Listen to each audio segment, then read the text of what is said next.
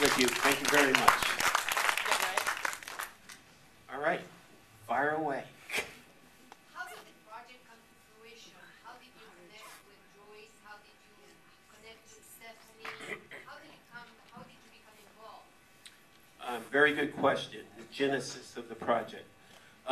When I'm not making films, I'm a professor. I was teaching at Lynn University, and I was thinking about my next project. Joyce and I, this is our fourth film together, and our first film was on youth violence, and we won an Emmy. Second one was on teenage sexuality. They're still being sexual.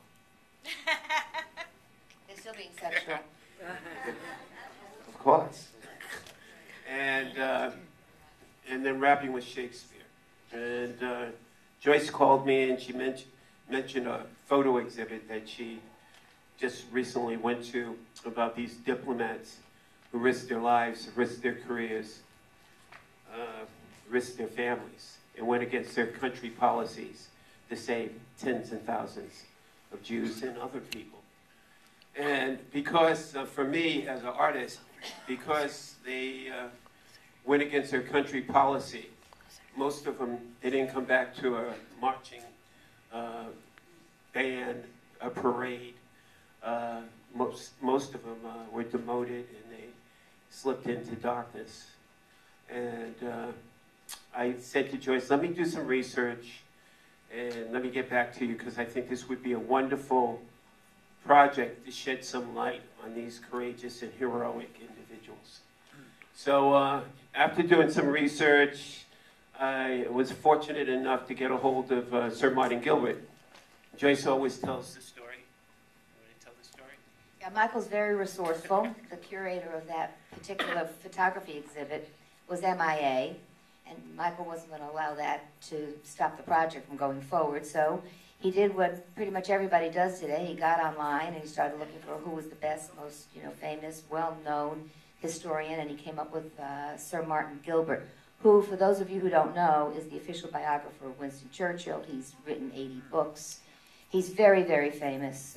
When Gordon Brown came to visit Obama when he first came into office and was bringing him a gift, he brought him the gift of the 8-volume Winston Churchill biography. So Michael, somehow, I'm not sure how it happened, he got his phone number, he called Sir Martin Gilbert. And there was an answering machine, and Michael went into his, repertoire of, which he's very well rehearsed. I'm Michael King. I'm an Emmy Award-winning documentary filmmaker. I'm starting a new project about the diplomats who rescued Jews and others during World War II. And bring. Pick up the phone. He says, pick up the phone, and then he hears back. Sir Martin Gilbert says this isn't true, but I know it's true. He said, cheerio. He said he never says cheerio, but he said it.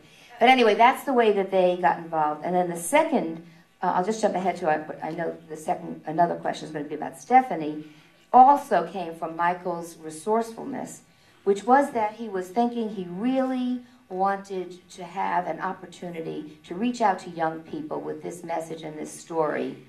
And Sir Martin Gilbert, of course, needed a research assistant, somebody to work with. Michael really, really wanted it to be a young person. He wanted it to be female.